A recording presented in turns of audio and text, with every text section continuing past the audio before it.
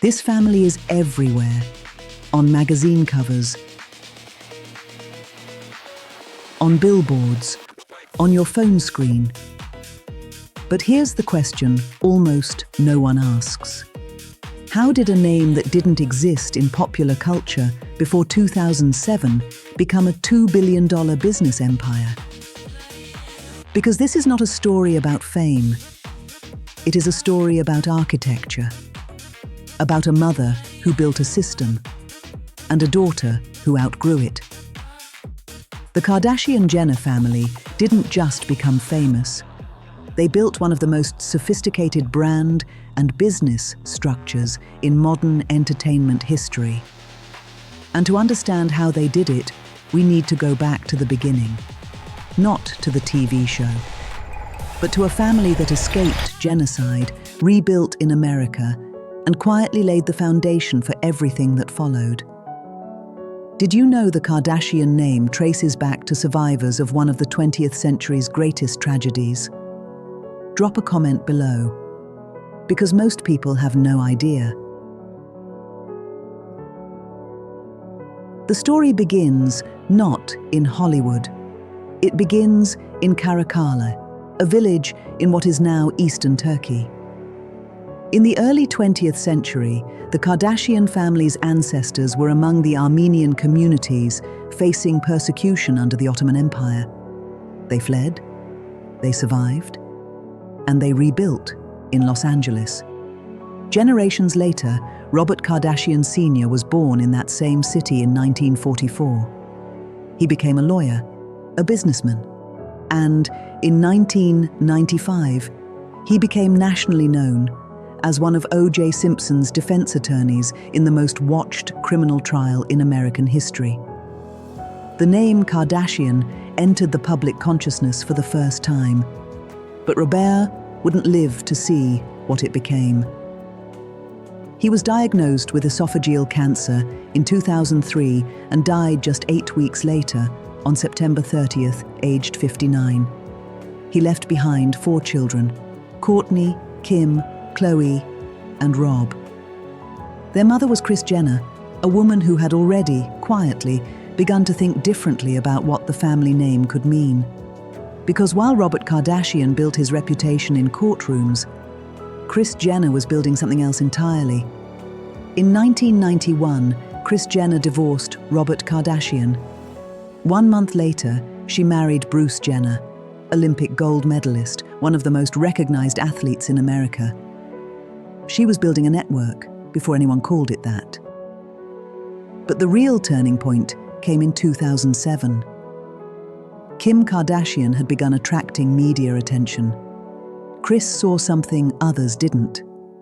Not a scandal to manage, an opportunity to structure. She contacted producer Ryan Seacrest. She negotiated the deal. She became executive producer. On October 14th, 2007, Keeping Up with the Kardashians premiered on E! It would run for 20 seasons, 293 episodes, over 14 years. But here is what most people miss. Kris Jenner didn't just manage a TV show. She built a management company, Jenner Communications, that sits at the center of every business deal the family makes. Her contract, 10% of each child's earnings. She owned stakes in Kylie Cosmetics and KKW Beauty. Every brand, every deal, every partnership goes through the same machine. 1 mother, 6 children, 1 structure. This is not a family that got lucky with fame. This is a family that turned fame into a system. By 2010, the family was estimated to earn $65 million a year from the show alone. In 2012, they signed a new deal with E! $40 million for 3 more years. But Kris Jenner understood something fundamental. Television money is rented. Brand equity is owned. So, while the cameras were rolling, she was building something else in parallel. Each daughter became a product line. Kourtney, lifestyle and wellness. Khloe, fitness and fashion. Kylie, Beauty. Kim, everything.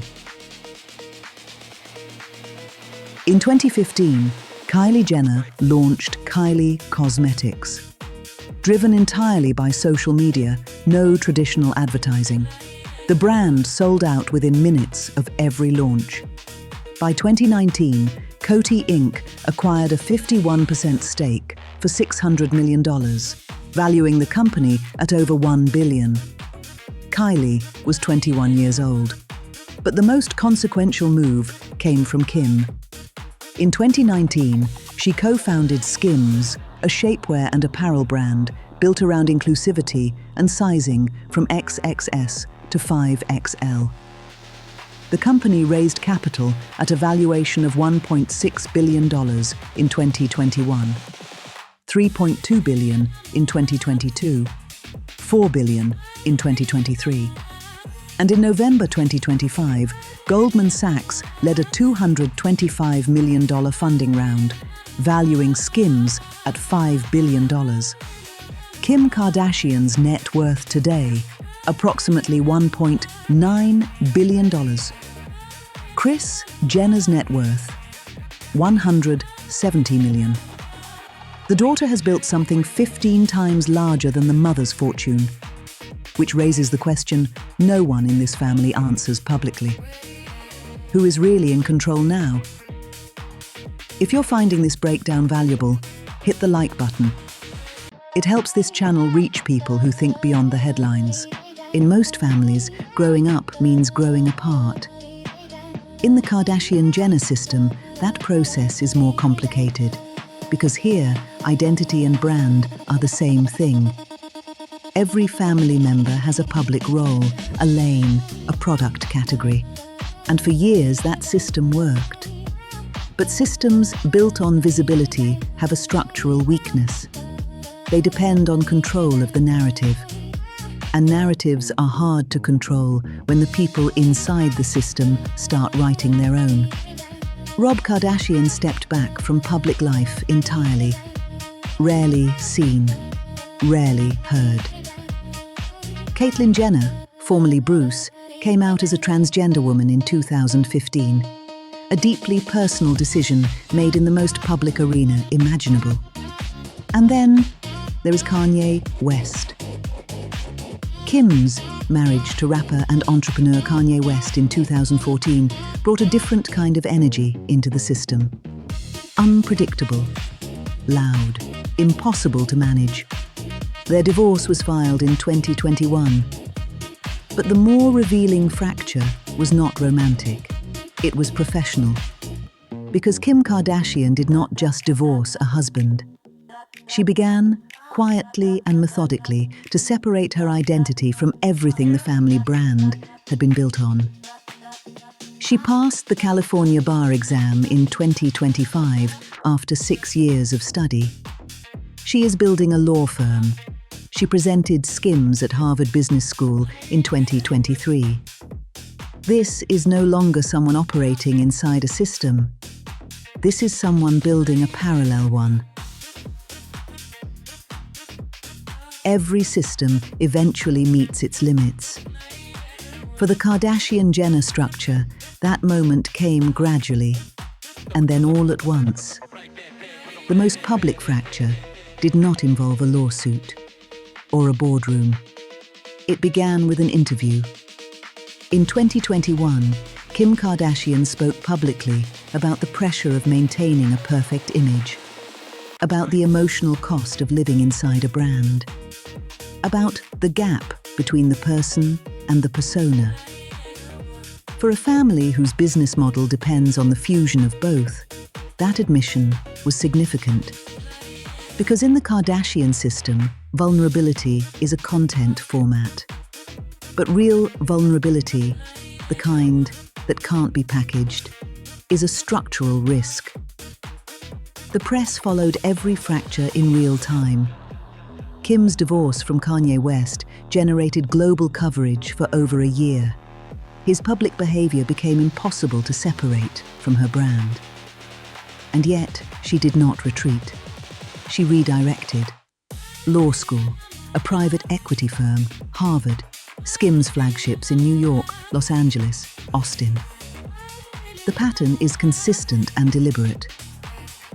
Every time the narrative threatened to define her, she changed the category she was competing in. That is not damage control. That is power architecture, applied to a personal brand. The question the system now faces is one every dynasty eventually confronts. What happens when the most powerful person in the structure no longer needs the structure? The Kardashian-Jenner story is not a story about reality television. It is a story about what happens when a family treats its own name as an asset class. Kris Jenner built the platform. She negotiated the deals, structured the machine, and turned 6 individuals into a single, scalable brand. Kim Kardashian took that platform and built something institutions now invest in at a $5 billion valuation. From a name that escaped persecution in Ottoman Turkey, to a courtroom in Los Angeles, to a television screen in 2007, to Goldman Sachs in 2025. That is 3 generations of reinvention, and the system is still running.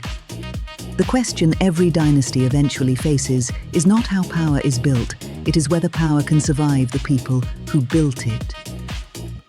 For the Kardashians, that question is not yet answered, which is exactly why this story is not finished.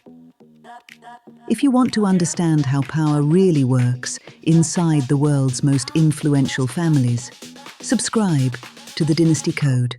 Next episode. A dynasty built not on cameras, but on steel, oil, and silence.